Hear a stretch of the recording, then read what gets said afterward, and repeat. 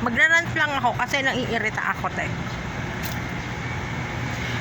Ako ay nasa isang government office. Nakikita nyo, malamang sa malamang nakikita nyo sa likod kung nasaan ako.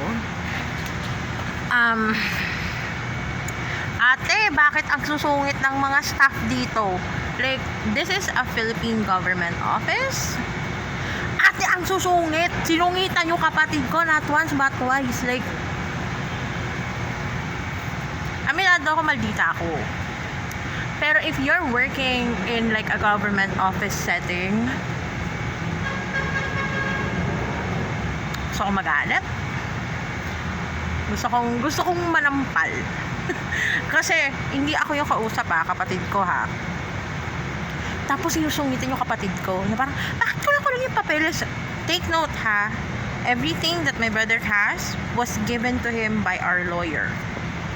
Tapos yung tao dito sa opisina ko, ate, parang nakakalimutan mo ang sweldo mo galing sa taxes namin.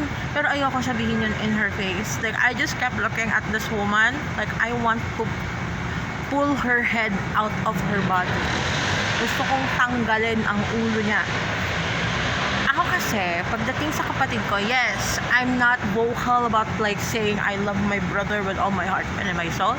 Pero ate ko, pag nakita ko in front of me na binabastos yung kapatid ko, ate, wala, magagalit talaga ang person na ito. Ayoko magsalita ng masama about the Philippine government, pero ate, ayusin nyo yung mga staff nyo. Alam nyo yun, like, andito kami para mag-ayos ng papeles. Hindi kami nandito para man-trip-trip lang. Like, naiiyak ako kasi ayokong ginagaling yung kuya ko. Ayoko. Naiiyak ako, naiinis ako para sa kapatid ko. Kasi my brother took time out of his work. May trabaho yung kapatid ko today to go here. Tapos kakausapin mo ng hindi maganda.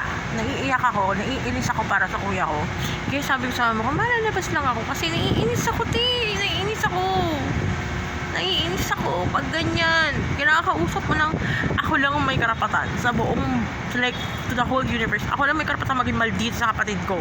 Kasi kakayanin niya yung pagkamaldita ko. Pero, like, other people doing that to him, ate, nanggigigil ako, te. Gusto kong manghablot ng ulot tanggalin sa katawan. Pag nakita to ng kapatid ko, malamang tatawanan ako noon. Kasi, umiiyak ako din, sinungitan yung kapatid ko. Hindi ako vocal na mahal ko yung kapatid ko, pero ayoko ng ganyan. I don't like it. Please lang, Philippine government, ayusin nyo yung mga staff nyo. Makipag-usap sa tao. Sobrang iyakan ko today. Alam nyo kung bakit? Kasi meron ako. Like, I am on my period, bitch. I'm like on my second day. So the emotions and the hormones are very high. Tapos makikita ko yung kapatid ko, sinusungitan, binabastos. Well, hindi naman sobrang bastos. Pero, like, don't do that. Don't be rude. I work in customer service. Yun lang. Diba, nag-rant lang talaga ako dahil naiirita ako,